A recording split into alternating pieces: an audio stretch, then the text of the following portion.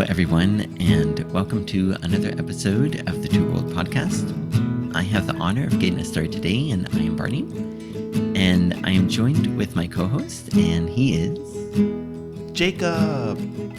And today, again, we are really honored to welcome a guest that we've had on once before, and we're glad to have him again today to talk about this topic. And I'll let him introduce himself.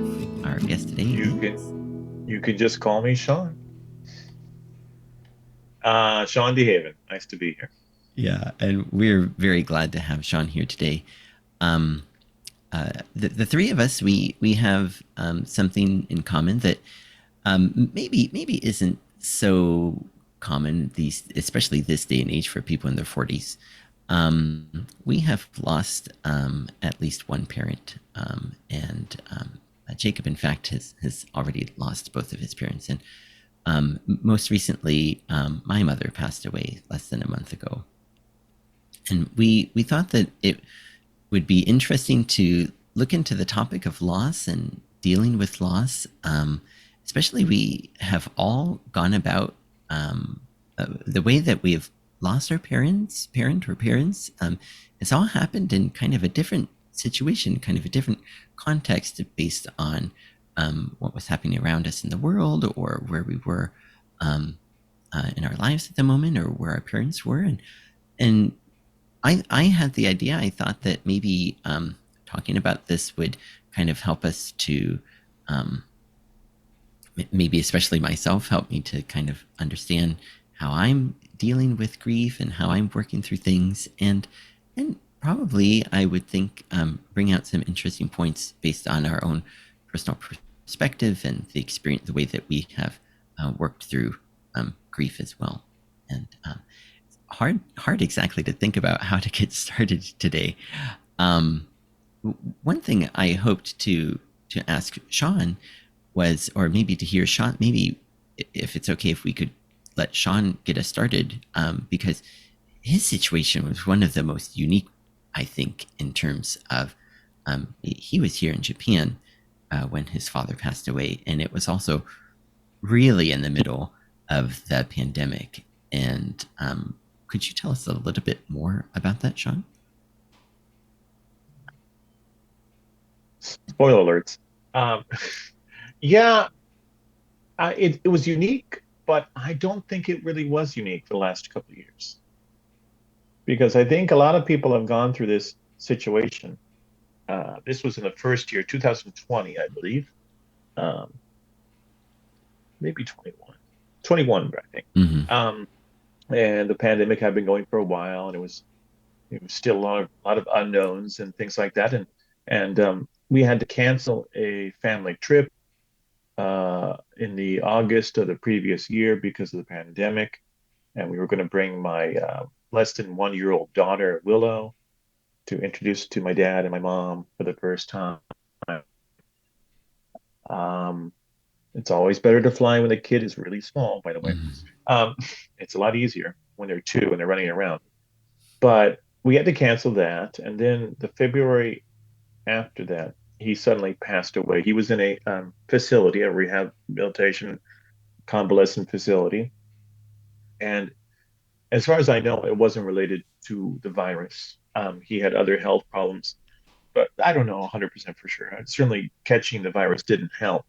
But because of the situation in Japan at the time, I could have left and gone to see him, but I would not have been able to come back into Japan at the time. And of course, with a family and a job, you can't do that really.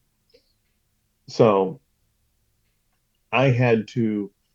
I'm the fiduciary. I'm in charge of the finances and everything for the family, my mom and my dad. So I had to arrange for mortuary to take him away within a couple hours of after he had passed away, and I had to scramble and figure out. And it was really bad at the time because this is in Los Angeles County, and the death toll was getting high, and a lot of the local crematoriums were packed, uh, unfortunately. And even after I did find one and they did a good job. They took him away and stored him. It still took over 2 months to get him cremated because there was quite a waiting list, unfortunately. And they had to lower the pollution standards at the time in Los Angeles because to get more people cremated. I heard that at the time, but so I couldn't do anything. Of course, then again, really, what can you do in that situation? It's too late. The person's gone. Um, but I had to do everything remotely. Um, that went smoother than I expected, but still, it was traumatic. And partly because he was so far away and I hadn't seen him for about a year. And I could only see him once or twice a year because we're in Japan. Barney and I are in Japan. That happens. It was very hard to, I don't know, I feel it in a real sense in some ways because you're in Japan. It's a very foreign place, and he's never been in Japan. And so when I came back in the United States, I was finally able to go back to the United States maybe a year or two later. It's that long. And it was weird being in my hometown without him being there. So, going by the place where he lived and things like that. So it's very distant, being that far away. But a lot of people during COVID, they couldn't be there with their loved ones when they passed because of restrictions, and especially in the retirement homes and the convalescent homes. So my experience is unique, but not as unique as you think it would be. Yeah, so that's what I went through. So Wow, that's a lot to take in, and being a parent and having the ongoing day-to-day needs of your family, it probably seemed so bizarre to be doing this other very weighty duty on the side, and life goes I'm on glad as it. usual. Yeah, I'm glad it happened on a Saturday.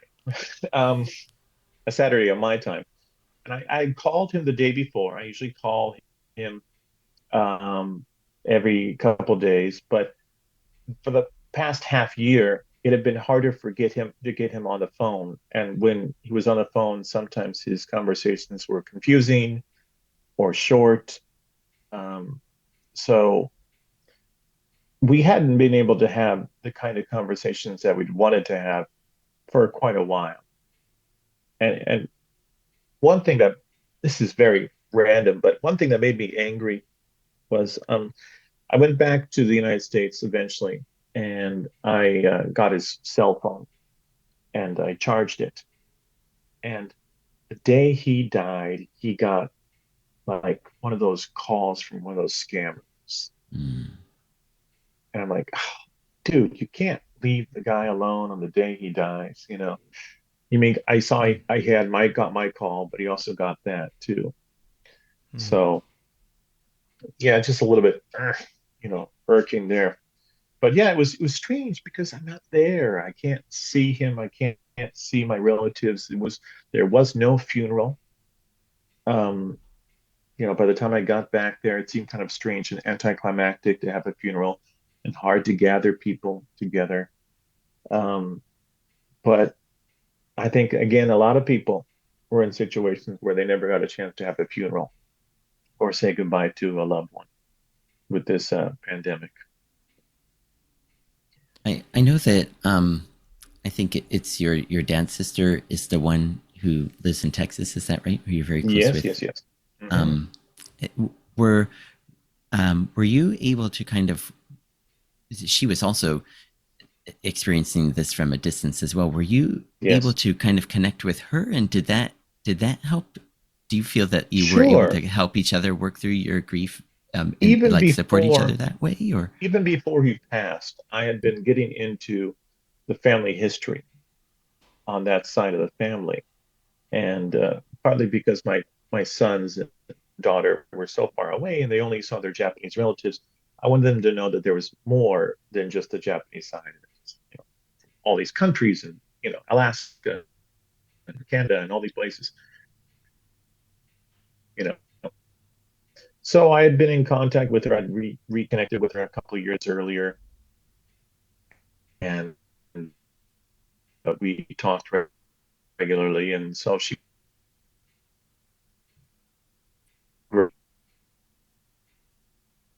um, and my internet connection was a little bit bad there for a second. Sorry. And so she would tell me some stories about my dad when she was a kid, stuff like that. So yeah, it helped, and it also helped because she was his sister, and she's actually older than him, but she was sharper mentally. So it was great to be able to talk to her. And my mom is not in great shape. Um, she has dementia, so it's not as advanced as other people's might be, but it's still not the greatest thing. And she has trouble connecting with her emotions and keeping memories in her head, but recent memories. She'll keep a grudge, trust me. But yes, so that helped a bit, and maybe in a way, being so far away helped in the short term because I wasn't seeing it every day, everywhere I was. But it did hurt because, I mean, of course it hurt, but like every day at lunchtime, I would usually call my mom. It was around 12 o'clock p.m. Lunchtime in Japan is basically at 8 p.m. West Coast, LA. So I would call her and then I'd call my dad to kind of balance out the palette. Um, and and it was very strange for the first few times of calling her to not call him immediately afterwards. So that was, you know, strange thing. But I think everybody has to deal with that. We're like, oh, I'd like to tell my loved one this thing Mm. that I'm going through right now, or something like that. But unfortunately, death is not unique, so we all have to deal. Hmm. Yeah, one of the things of your story that um, catches my attention because of COVID, it felt, I don't know if you've heard that phrase, an ambiguous loss, but it's something that doesn't have like a clear line of demarcation or a moment of closure connected with Yeah, it. And it seems like that was possibly an ambiguous loss because there was no, like you said, it was not possible to gather the family. There was this delay with the cremation, and it just kind of tends to bleed into all the rest of the timeline of your life without a hmm, clear moment to yeah. recognize it. So I kind of wonder, have you found, I mean, when you went back home and you saw the places where your dad lived, did that provide some closure or some markers along the way to say, okay, I've thought of my dad, and this chapter now feels closed, or maybe that's not quite as important to you to have that sense. I'm curious about that. No, I don't think it matters if I feel closure so much in this situation. I mean, he died suddenly, but he had had health problems for a while. I think it's a little harder if you're dealing with somebody that dies without any warning, and a younger person perhaps, or you know, that there was no warning. Then you really feel like, oh my gosh, it's just so sudden. I didn't get to say what I wanted to say, but he always made his in fact I had to shut him up sometimes, like, oh, I love you. I'm like, okay, I get it, Dan. I get it. Relax. I get it. Okay. You know, I just wanted to talk about the Dodgers game. Okay, relax. But um, toward the end, he was very affectionate, and I don't like it. I mean, the one thing that really hurt me at the time was that uh, he never got to see his granddaughter.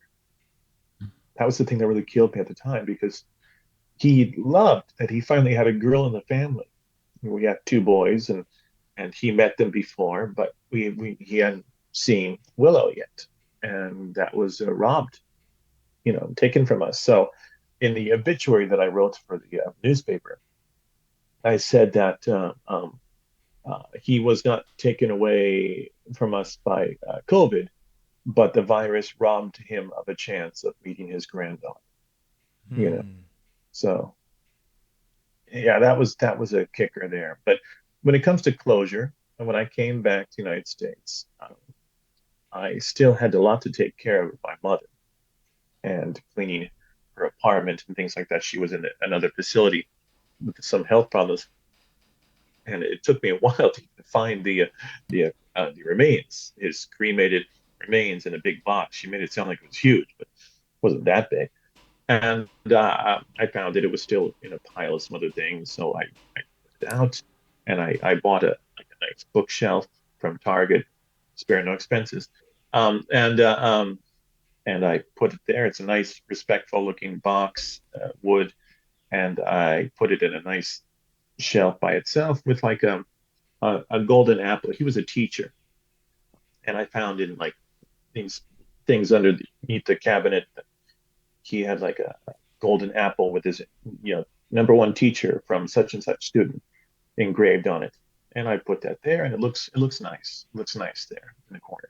So it's a little better than he was afforded before. But that's just a thing, you know. I mean, it's nice to have that there, put it in a respectful place. But he's in my heart, he's in my mind. So um, it's just earthly remains.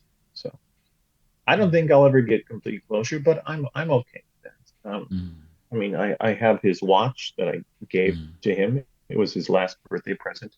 With it has a kind of a strange face. It has two time zones on it. So because he would keep on calling me at like 3 a.m. in the morning because he couldn't figure out the time zone.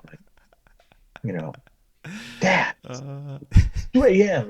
Why are you calling me? Oh, I'm sorry, I didn't realize. You're waking everybody in the house. So I got him the watch, and he still didn't read it half the time. Like, you got the watch, right? Read it. So, but if you can't laugh about the death of loved ones, what can you laugh at? So, humor is a coping mechanism as well, as you can tell. Hmm. Mm, So shall we turn it on to our other people here on mm, the mm. podcast here? Barney, I mean, I'm sure that your wounds are a lot rawer right now Right. than mine I, are. Right. And I'm actually curious, Jacob. I think that your father passed away from ALS. Is that right? that's right. Oh, Yes. So for you, do you kind of notice any kind of connections that Shawn dealt with like his father and his declining health, and kind of understanding that maybe it kind of felt like Shawn's dad was um, I don't want to say winding down a bit, but yeah, you can say he was already partially gone mhm. in a And way. then does that mirror what how things went with your dad, Jacob, in any way, or I think so. Yeah, to some extent. My dad also had this condition called hydrocephalus, which is a buildup of fluid in the brain, which affected his way of relating with my mom and with our family. He was a lot more confused. He would lose his sense of balance. And throughout his marriage to my mom before this condition, he had always been very attentive and sensitive to her needs. But then when he experienced this hydrocephalus, he was more inward focused and not really able to recognize the needs of others. So my mom became his primary caregiver. And that was very challenging because he was reticent to even have home health aides come in. And my mom really wanted that. She needed a break from time to time. And so I guess to answer your question, yes, there was a gradual decline with my dad. But unlike Shawn's situation, he didn't go into a care facility. So there were some different dynamics at play there towards the end that made it hard. But he ultimately did. He passed away when he was in the hospital, and hospice came alongside us for that, and they were really supportive and helpful. But I was not called upon to be like an executor. I didn't have a role like that at that point. My mom really primarily did most of those types of decisions. I supported her in them. It was really more after my mom's death that then I needed to step in and do some of the things that Shawn has done, in terms of getting a funeral home to come and pick up my mom's body and to, put together the memorial service and things like that. But yeah, I agree with the sentiment. Like if you see a person over a long period of time in decline, and particularly the physical discomfort and suffering, there's a different sense of their passing. It's almost a sense of relief, or that for them that they don't have to suffer further. And there is a sense of anticipation. Almost the grieving process had already begun so much longer Yeah, before that by the time you get there, you've kind of poured a lot of that out of you. There was a book that was written a few years back called The Long Goodbye. And that's the sentiment of that book, that with any type of health decline or dementia, there is a sort of a long goodbye involved with different demarcation points along the way where you're grieving. And so, yeah, so that would be my response to that. How about for you, Barney, and your loss for your mom? Yeah, I can really relate to a lot of the things that Shawn was mentioning, um, especially in terms of the distance and time zones, and then being busy on the weekends, um, and in a way, it was since Ohio is in the Eastern time zone, then it's even a little bit trickier for us oh because, yeah, oh yeah, yeah, by the time the morning gets too far along, it's already time for everyone to be in bed back home. Or depending on if it's daylight savings or not, by the time I'm ready for bed, they might not even be up yet. hmm So it was trickier for me to be able to connect with my parents as often, and I was always um, I always really admired Shawn contacting with his parents every day, and I was also really a little envious of that too. I really thought that must be such a really nice thing to cultivate with his folks, and I always enjoyed Shawn coming back at work and kind of telling me, his mom said this or whatnot, but then he always, like he said, he had that balance, that cushion with his dad, and he always told these wonderful stories, um, that his dad had mentioned these things. Maybe yeah, sometimes, like he said, his dad was struggling a bit. Maybe they sounded a little off the wall and whatnot. But other times, I remember your dad had this endearment. He's like, it's your old man. He always kind of mentioned himself in that way, and I could tell hmm that you guys had such a great relationship um, together. And um, yeah, I liked that. And in my case, I kind of felt like, I don't know if you feel this similarly too. I feel like kind of my not necessarily memories, but kind of like the really impactful moments of my life kind of have, with my parents, especially with my mom, kind of have like a few, not like stopping and starting points, but a few points where there's kind of like gaps, um, where I've really been concentrating on things here in Japan, and haven't been in touch with them, or like you say, only going home during summers. And then it's kind of like the memories start up again, when you're physically together. And then also in my case, when my mom did pass away, and I got home, it was in a new house, because of COVID. Then I had only been there a few months before, and so I didn't have any emotional connection with my parents at this place. It was just, my parents in this new house, and a new house and a different car, and different yeah. perspective and everything. Places And are really important. I yeah, mean, when I had to say goodbye to my house, and it was remodeled on the inside, and like the realtor's like, would you like to spend a night and one last time? Like, well, it's not really my house. It's been remodeled. It's very nice, but it's not my house. It's gone. So, mm, but yeah, houses are very important. Yes, but yeah, I can't imagine how things would have been differently if my parents were still in the house where I grew up when my mom had passed away, I think. probably no air conditioning. But There eventually there was, oh, yes. good, good, good. I know. Yeah. Um, yeah. And so then what Jacob was saying about kind of it feeling ambiguous, I really felt a lot of that too. Um, Especially, um, we I didn't expect my mom to pass away as soon as she did, and I kept getting, kind of feedback from my dad that, well, you don't have to come home just yet. Things, it seems like, when you were hoping to come in a few weeks, that should be fine. And, maybe even springtime and whatnot. And then it was such big news. And when I found out that my mom passed, and I wonder if, Shawn, you may have felt a bit stuck, right? When you learned about your dad, because there was absolute, like you said, there was absolutely nothing you could do because Japan No, wouldn't let you back home no, at that time.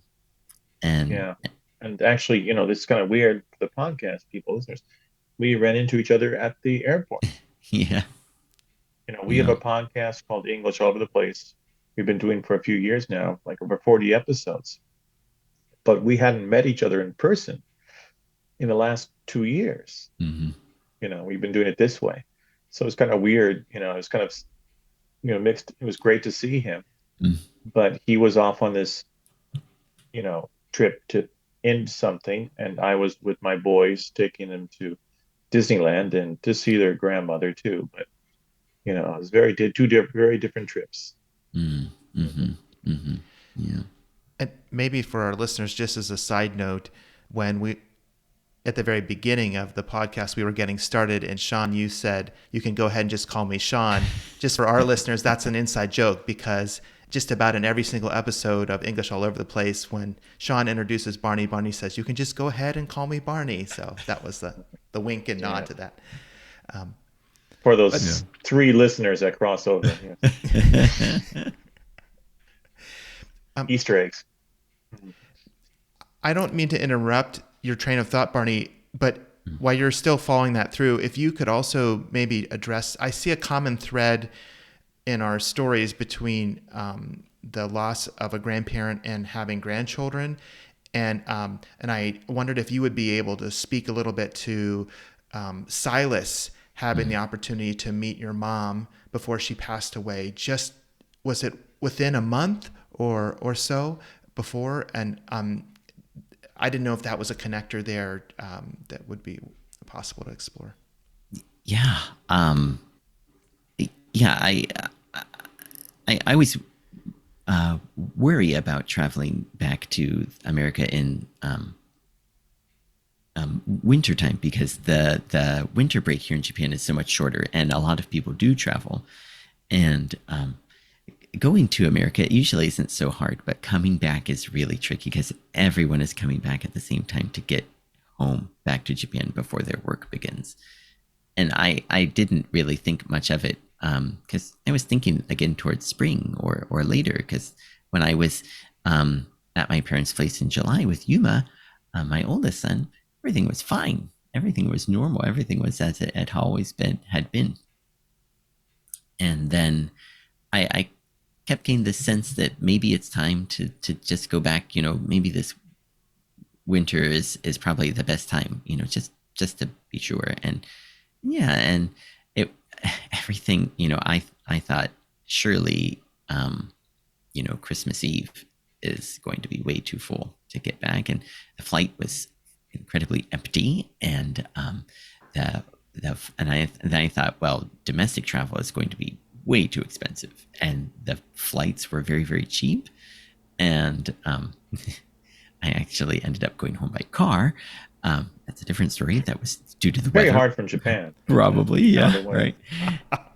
And um, I, I, I still try to remember back to the visit, and I have a lot of gaps in my memory, even now.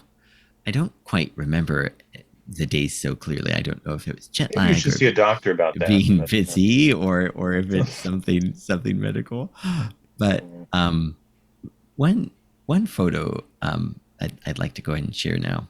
Um, at Once I get the other program ready, um, at my house here in Japan, and then of course when I was growing up too, we from time to time we would have something called egg in a nest. I guess I'm not sure if that's the most common term for this breakfast treat, where you take a piece of bread and cut a circle in it or some shape, and then put the egg in the middle, and then fry it up in the frying pan. and both of my kids like it. Silas likes it, but he doesn't like the egg, so he just likes the shape. Just the shape is exciting. You know, Yuma finally came It around. is exciting. Yeah. I know, and he's into the egg too. And then sometimes Silas would ask me to make this shape or that shape or this shape or that shape. And when we were home, Yuma mentioned about these cookie cutters that we have, and I have wonderful memories of making cookies with my mom, and all of these different cookie cutters, and especially around Christmas time is the time to make that style of cookie. And Yuma mentioned, hey Silas, we have all these cookie cutters, and why don't you pick one? And of course, he picks the hardest one that No, we I were. thought you were going to say pick the circle. I know. That would have been so boring. Oh man. We were trying to dissuade him from this one because it's very complicated, and we knew it was going to be hard to get the bread out of the shape. And I'll go ahead and share the screen. So my mom was with us at the time. She was, really involved with this process. And I love this photo. It's two photos side by side here of just my mom and Silas, Oh. using this. It's a camel. Um, yeah, using this piece of bread here. This cookie cutter is very big, and the shape of the bread just barely fits in there. And and when I see my mom's hands here helping him out, I really remember and connect a lot with this of how she would always help me cooking, with cooking and baking and whatnot. Those are a lot of my memories that I have of my mom. Were in the kitchen and things like this, and it's so nice to see these two hands working together. And when we were home this time, my mom actually was feeling a lot less energy, and so she was fun to talk with and whatnot and converse with and watch TV together. But she was often in her chair, and so we don't have as many photos of her, of us with her at that time, which I really regret. But I found that photo, and I really appreciate being able to have that because I think it really encapsulates a lot of how she loved being with her grandkids when she could, and loved kind of serving others through cooking and baking and whatnot. And yeah, I that's of all the memories that I can remember, that's one of really the best ones, and it makes me feel the most at peace, I think. I do have, probably you both felt similarly. I do have a lot of kind of lingering regrets at times. Didn't do this enough or that enough, or could have done this more or whatnot. But seeing that picture really makes me feel a sense of calm and peace that That's nice. maybe You I you got that memory. did Yeah. enough, yeah. And then hearing Yuma and Silas still talk about Grammy and Grandpa, it makes me feel like maybe it was okay for them, for Yeah. everybody, for my mom too. I mean, I was shocked to hear about your mom's passing, but my first thought, I think I even did this in the chat, was like, it was so good that they were able to go home and spend time with your grandma when she was still your mom, when she was still relatively well, Mm-hmm. you know. Um, didn't see her in this sick state or anything like that. So Mm-hmm. good memories there.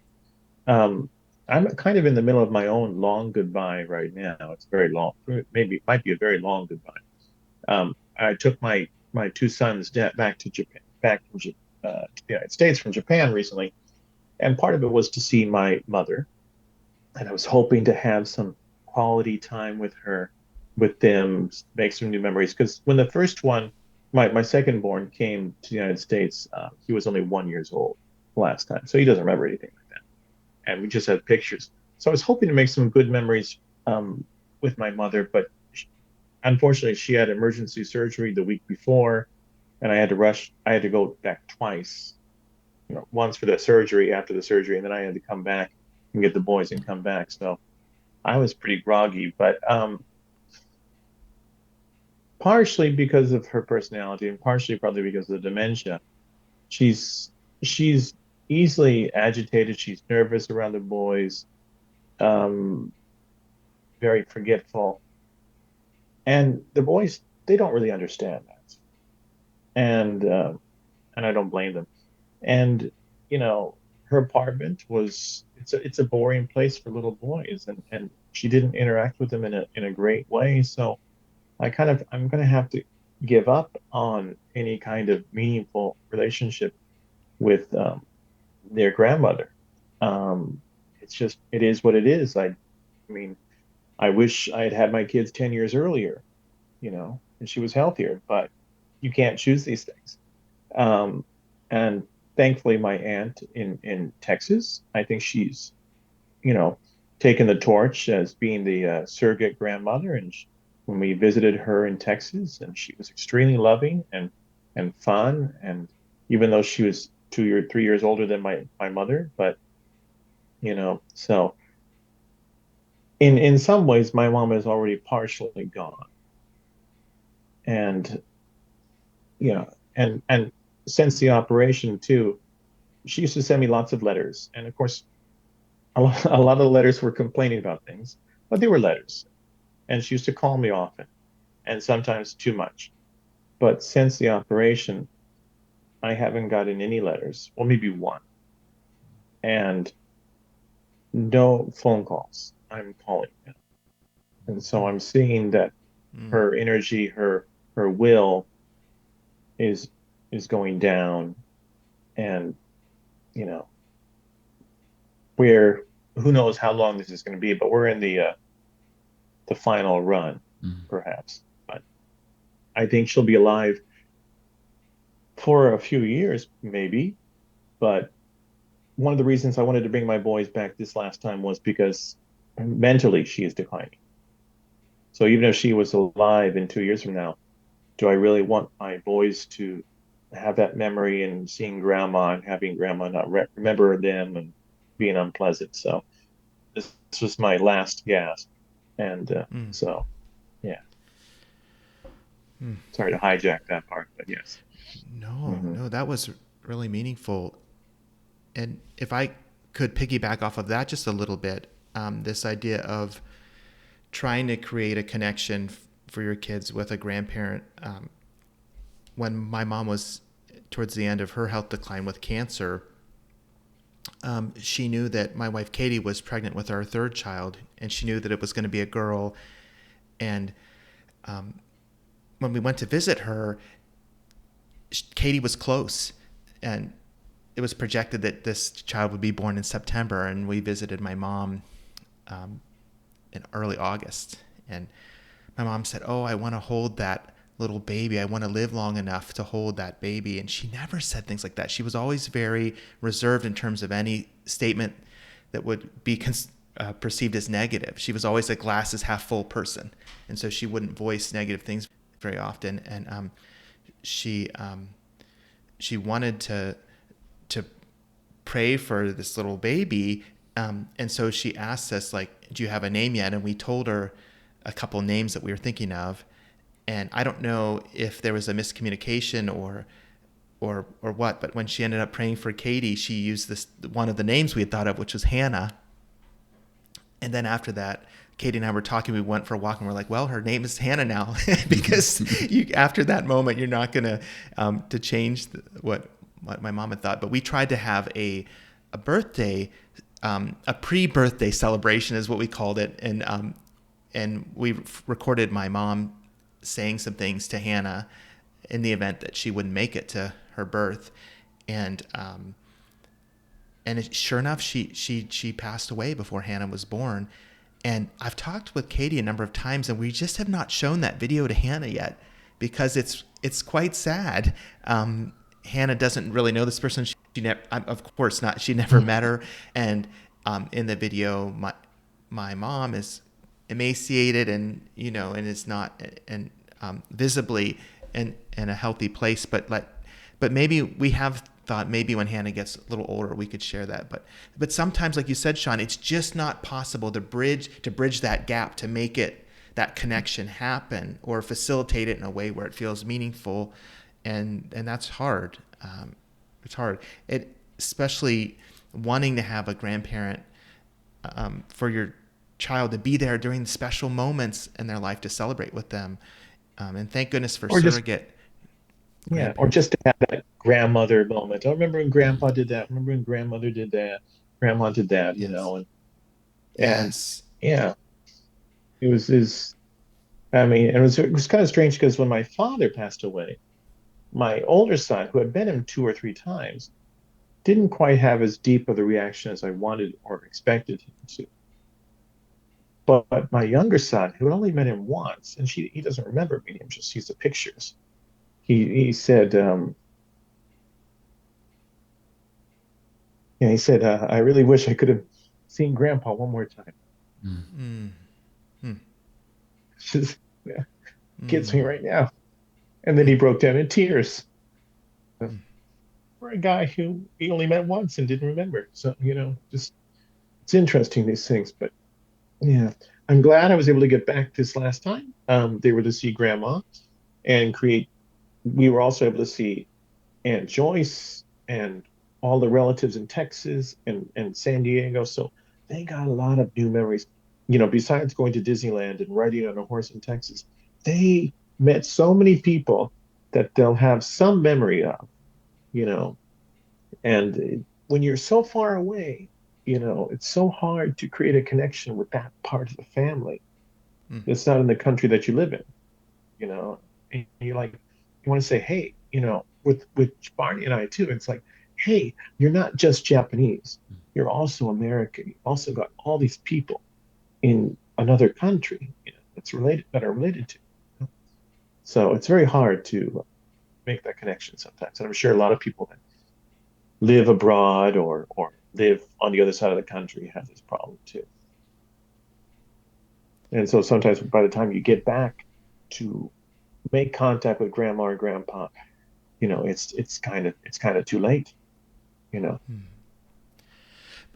I really like what you shared there, though, about like a broader sense of connection that happened in this most recent visit. That even if it felt like an opportunity earlier to connect more meaningfully with your mom didn't like bear like really good fruit, like you later when you went back or when you had more time with other relatives, there was this broader sense of support. And maybe that's a hopeful thing for the grieving process. Sometimes we don't find the connection and then the way we initially thought we would find it, but we find it in other ways, but it can still be there. Yeah, my And aunt sees the lack of love and the relationship between my mother and my kids, and so she really, you know, hugged it up and kissed it up, and really mm, used all the affection that they couldn't really get from her, my grandmother, my mother. So partly because it's not who she is, and partly because of what she's going through right now. mm, So, but it is interesting that you mentioned the uncharacteristic kind of like, you know, your mother saying, "I hope I can see her, hold her," and stuff like that. So sometimes there are breakthroughs, and even my mother, who's a very difficult person, I've had some very funny conversations with Barney about phone calls I've had with her. And it's just like Barney's my therapist. Like, you won't believe what she said this time. She brought up the apron again. You I know, know. he knows all these stories that she'll bring up because part of the thing about dementia is, it's just there's like a record that you can't stop from playing sometimes. She'll play hit number 12, memory of such and such. And you're like, stop, I've heard this. And she'll keep on going until it's all out. And then her line at the end was like, but it's true. Like, yeah, okay. But anyway, so he was good therapy bouncing off there. And, I had to find humor in this because, and the same thing with my dad when he was slipping mentally. I mean, it was a funny story. I mean, I told him like the Rams had lost that day. And he's like, oh, they should fire them. They're not going to make the playoffs. I'm like, Dad, it's the second game of the season or something like that. No, no, they can't make the playoffs. They're out of the playoffs. They should fire them. I'm like, whoa, I don't think you have a grasp on where we are in the season. So sometimes it could be, you know, sometimes these sicknesses can be amusing. But yeah, you got to find the humor in it, you know. But there was a touching moment. It was kind of hard to pinpoint because I was it was late night and we were in Texas and I was talking with my aunt and we were joking around about something and she slipped and she called me Mike. Uh, Hmm. Mike was the name she used for my dad. That was his Oh. middle name.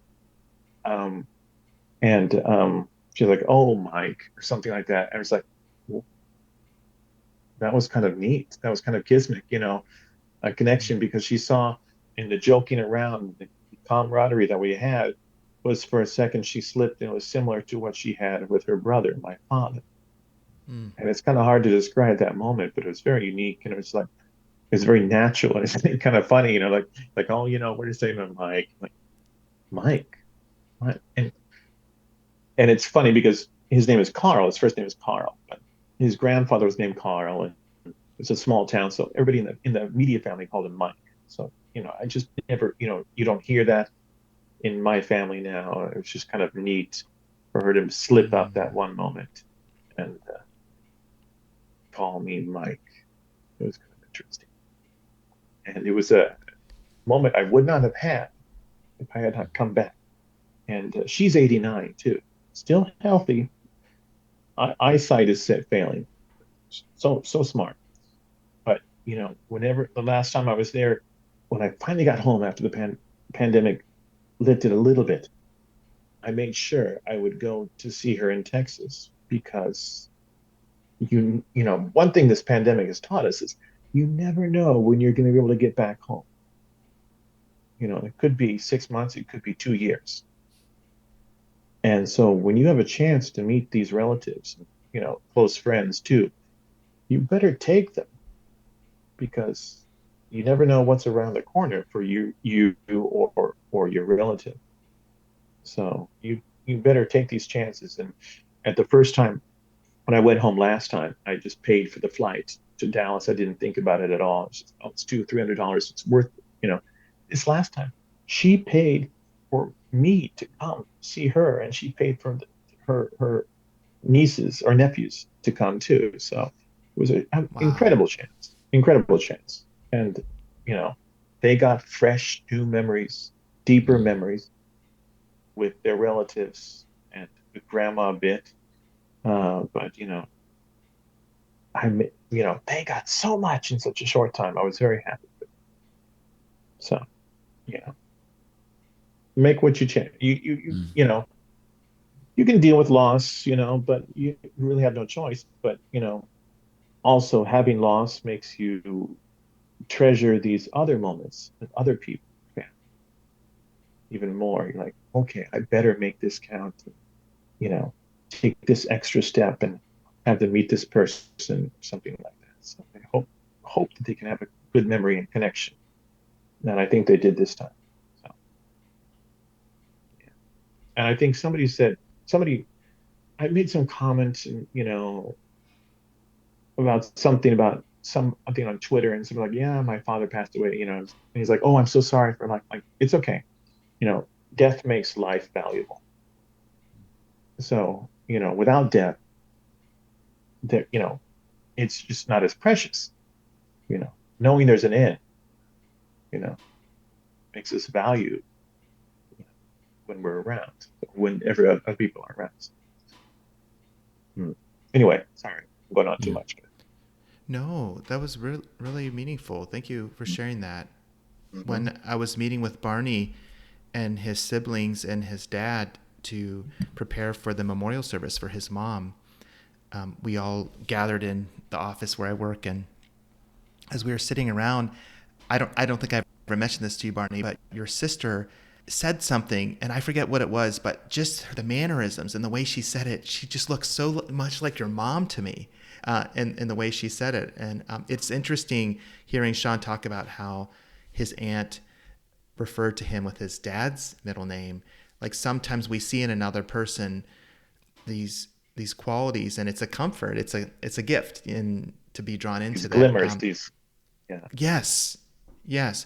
And I kind of wondered, Barney, for you, like hearing Shawn share, I know it's still probably fresh in your mind, or you're still processing a lot. But as you think of Yuma and Silas, do you have hopes for the future in terms of them being connected with their family in Ohio? Are you hoping to continue to cultivate that, a sense of connection with their American side of the family? Yeah, yeah, for sure. Maybe before, well, I'll speak about that, and then I want to speak a little bit more connected with what Shawn said. But yeah, I really know how Shawn feels that they get so much time with their relatives here, especially since my wife's folks just live about 10 minutes away, and and and it makes me jealous that my family back home doesn't get to see them as often. Um, and so we do try to send things back home, or and then of course when we are home, we are able to visit with my brothers and their family very very frequently. And Yuma really felt a sense of connection with them and really enjoyed his cousins. But my sister lives far enough away in Colorado, and her summer vacation, um, ours overlap, but she needs to be able to get back home in time to start preparing for her next school year in such a way that I hadn't seen her in 10 years. I hadn't seen her since my wedding.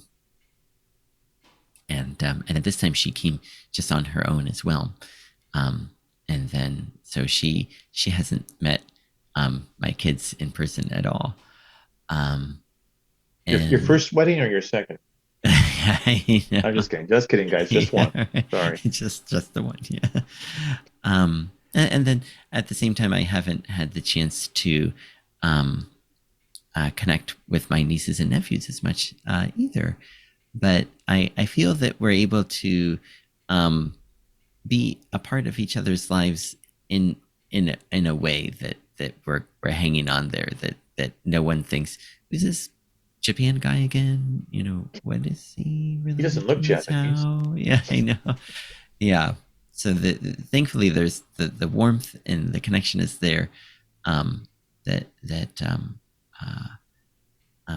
I feel that we can continue to build on that, and I really am thankful and thinking, 10 years, 20, however many years in the future, um, I'll still make sure that we are going back to Ohio and going to Colorado to stay connected with my siblings and with Yuma and Silas's cousins.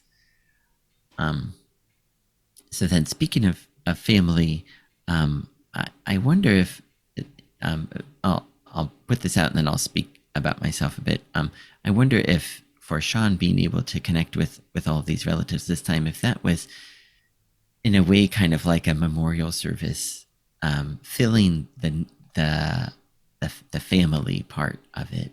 One thing that was so fantastic for me was being able to be around so much family when I was back home.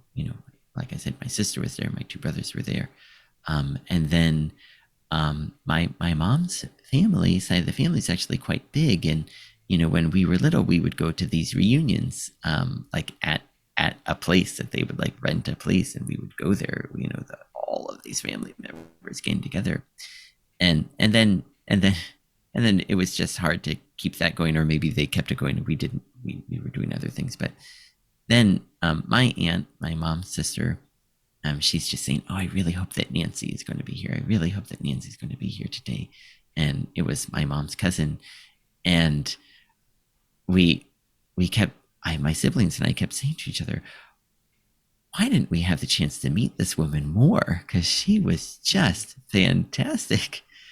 And I felt such a strong connection with her. And then at the meal afterward, after the service, I sat down, and how many times she said, "Oh, you're just like her. Oh, I just can't get over it. Oh, you're just like her. You're just like her." So many ways that she said, "You're just like her."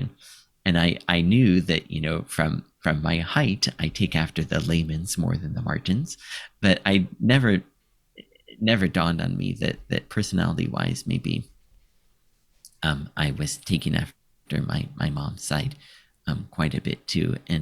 and yeah, there's that really great feeling of thinking, you know, whatever this spark is continuing in me too, and hopefully it continues in with my kids as well. And being able to be together with family is such an important thing, and so strong. And um, then I guess I'll ask both of you. So, Shawn, thinking, and then I'll let you take turns.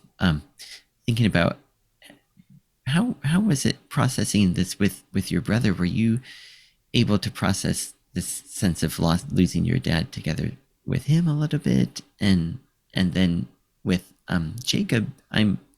I know that you have a sister, and um, did you have such an extended family with that were able to get together for helping you to deal with when your dad and then also when your mom passed on? Okay, so it's right here. Mm-hmm.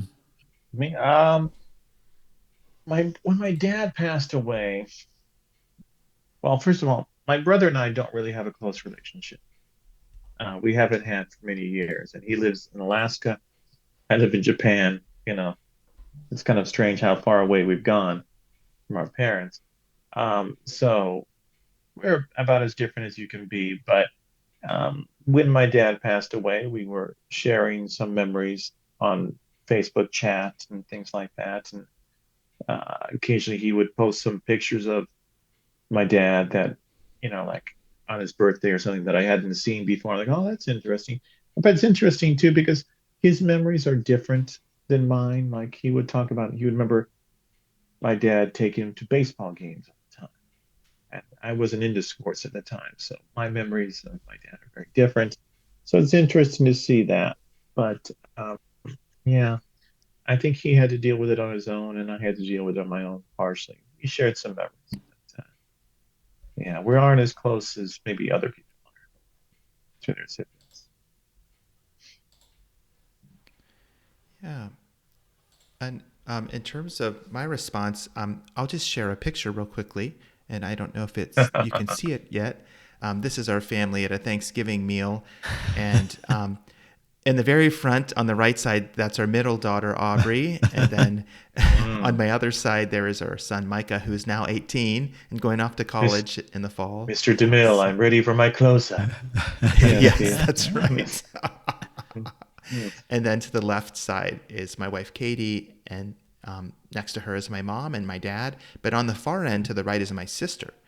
And we have stayed in touch over the years. And I definitely feel like with the death of my dad, it felt like I don't know if I would say an end of an era, but it was a Mm-hmm. definitely a new chapter for my relationship with my sister. And we did share about our grief. I think we process grief differently. So I guess in that sense, it's probably like Shawn's example that we had different journeys. And it's probably important to say that for our listeners, that it's okay that every person has their own unique way of grieving. And that's healthy and good. And we shouldn't compare our form of grief to another's and expect them to conform to it. So she had a different way of grieving.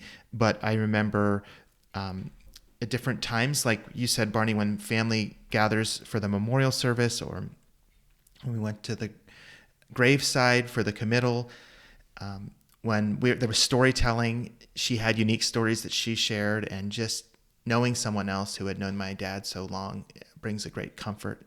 Um, and there is, I'll just add, if I may, onto your question about sharing in grief with others. There were some close family friends of our uh, of my parents who ended up purchasing their homes after their death, and for a number of years, we would come back and visit this place where that you see pictured right here. You know, it looked a little different because the room had been cleared out, but my kids have all kinds of new memories from those visits when we would come back and we could stay in the homes and walk around the property.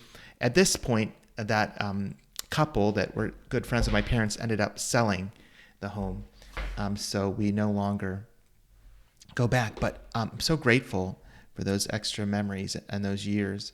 And they very much also were like surrogate grandparents, particularly the um, the female in the couple, Janie. When we would come back, she would leave little presents and treats and baskets for our kids, Mm. and it felt very much in the spirit of what my mom would do. And so, um, to answer your question, yes, for sure, I shared in my grief with my sister. Hers was different than mine, but I also found a lot of comfort in sharing that journey of grief with others who knew my family. So, um, how about for you, Barney? Is there anything else that you would like to share about the journey of grief today before we draw things to a close? And I'll extend that to Shawn too. Are there any final thoughts or comments either of you have?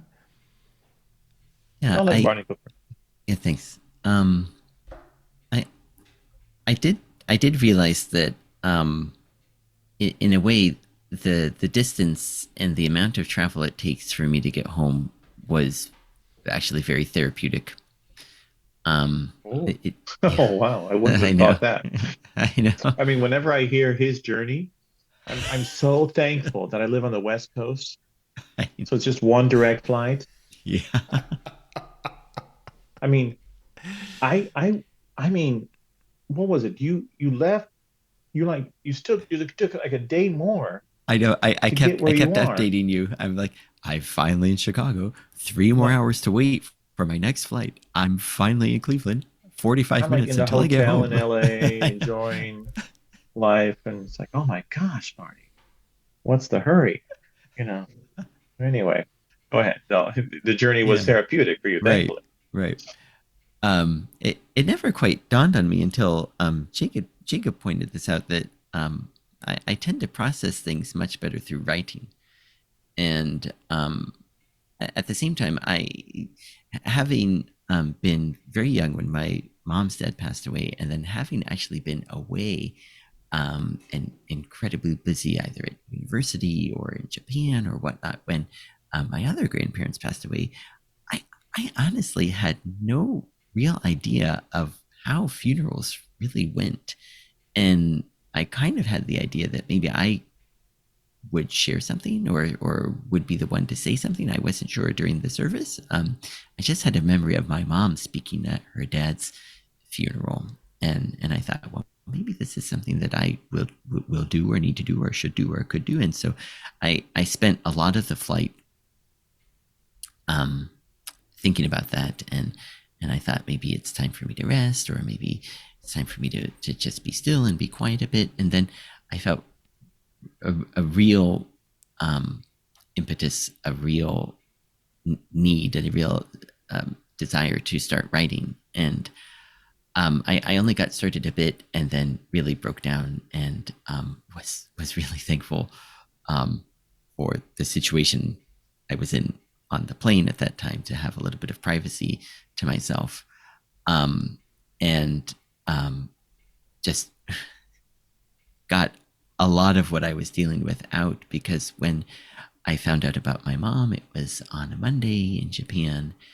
And, in Japan, we're allotted, um, X amount of bereavement days, depending on, if it's an in law, a parent, a child, a mother, a spouse, whatnot. And I had to be careful of how I use them. And I so I went to work on Tuesday, and I went to work on Wednesday, and then I went to the airport on Wednesday, and it really felt like someone else was living my life at that time, but I was still dealing with all of the stress and feeling unhealthy, trying to figure things out. And then on the flight, thankfully, I had that 12 hours to, To decompress. yeah, exactly, Mhm. to work through it. And I really felt like maybe I wasn't, and I'm thankful for what Jacob said about everyone grieving in a different way. There's no one right way to grieve. Maybe it was harder for my siblings to deal with things and to process things, since they were right there and things were more immediate with them and they were together. And then for me, I had that time of being able to be alone, where no one else was around me at all on the plane, and no one was bothering me or talking with me. And thankfully, through that alone time and through writing and prayer and reading that I felt like I could really get things worked out and at least get started, and maybe through the heaviest part. And I was really, really thankful of all things to have that long flight to work through. And then when I And landed, I'm thankful you didn't have a talkative passenger next to you. You right, know, yeah, you know, yeah, on a crowded flight. right, Mhm. yeah, yeah. The other nice thing about traveling by myself is that I was in a little bit nicer seating situation, and so that really helped too. And then in Chicago, then when I had the layover, I had the chance to go to the chapel there, which I always do when I have time, and I always mentioned it to my parents, and I think maybe they went there a few times as well when they were traveling to Japan, and I could continue to kind of have this journey where I knew I was going and why I was going, and as part of the journey was able to work through part of my get started on working through my grief, and I was very, very thankful to be able to think of and use that trip in such a kind of um, sacramental way, if it's okay to say that. And I was glad to have that. And I think that as I go home more and more during different seasons and think about things that I'm not able to do, or as I talk more with my aunt and my mom's cousins, then I'll continue to work through the grief. I think even more still.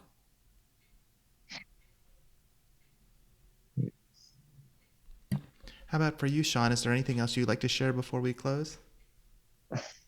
No, I think I've gotten pretty much everything out. I mean, you never really, I don't, you know, after a while, the grief fades and you just remember the good things. And there's still times I miss my dad. And it's usually times like when something happens that I want to share with him, Mm. like when our sports team wins a big game or something. Oh, wish he was around to share this with. But these things happen. And I'm not alone in this, and everybody else has to deal with it too. So that kind of helps me a little bit. Yeah, everybody's in this boat together. So I think I'm going to be okay. I mean, I don't want to end on something negative, but I kind of dread when my mother passes away because then it'll just be my brother and I, and we don't really have the greatest relationship.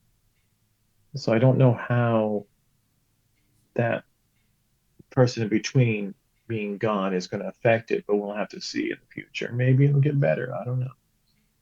But yeah, it's always awkward sometimes when you have that connection between your sibling or relative disappear and die. So we'll evolve. Yeah. Yeah, On that that's happy a really note, good. Well, I was going to say that's a really good point that a lot of times parents can be the uniting hub or glue between siblings. And I definitely saw that in our family that we had to rediscover or search for new ways of connecting after the passing of my parents. And I would use actually the phrase, it's the changing of an era when the second parent goes, because yeah. yeah, there is a new, you shift, the roles shift, and then you're the one who needs to Yeah. drive the process if you want to initiate relationship, and what can that look like? And so, yeah, it takes time to figure that out. But, Barney I asked mean, earlier I about mean, my sister. We mhm. text each other, and from time to time we get together. It's different, but I'm still glad it's there, but it's different. It's a different dynamic. Were you going to say something there, Yeah. Sean? No, but you're saying you losing both parents, it's a big thing. I mean, I still have my mother. Barney still has his father. And so I can't imagine what it's going to be like. It's going to be quite a lonely feeling a little bit at first, being the oldest generation in your family. You know, once you're parents pass away. So it's going to be all on you. And now I think maybe that's another moment when you feel like, oh my gosh, I really am an adult. Mm. There's no denying it now. You know, I'm the only one, I'm the top of the family tree, you know. And so, boy, I better Yeah. kick it into gear. Yeah, there's Mhm. something interesting about that transition, and maybe you experienced some of that when you were functioning as like executor, or I'm doing making these big decisions because your mom wasn't in a place to do that. It's like as children, we tend to understand the relationship with our parents as their support flows into our lives, and they're the ones there to meet our needs. But then there can be this transition where it flips, and then we're the ones primarily supporting them and meeting their needs. And then Yes. yes, and then in the event of like both parents going on, you're the one left supporting the needs of your family. So it is a good point about aging and becoming an adult. We did an Yeah. episode last week about mentoring, and I think this is a similar truth. Like if you think about the teachers or mentors who poured into your life, sometimes it inspires you then to want to do that to other people.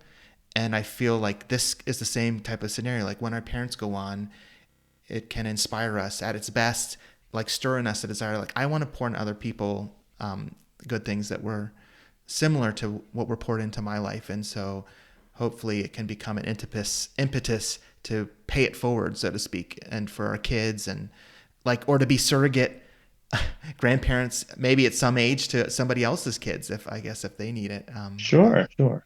Like yeah, my aunt is trying to do with my grandkids, my kids, yes, you know, and, yes, and stuff like that. She sees a need and she's trying to fill it. yes, But which is really beautiful, for so sure. appreciative. Yes. Yeah. Well, I want to thank you, Shawn, for being a guest today on our podcast. We really appreciate it. And It's thank you so for opening cold in up. Alaska here too. Sorry.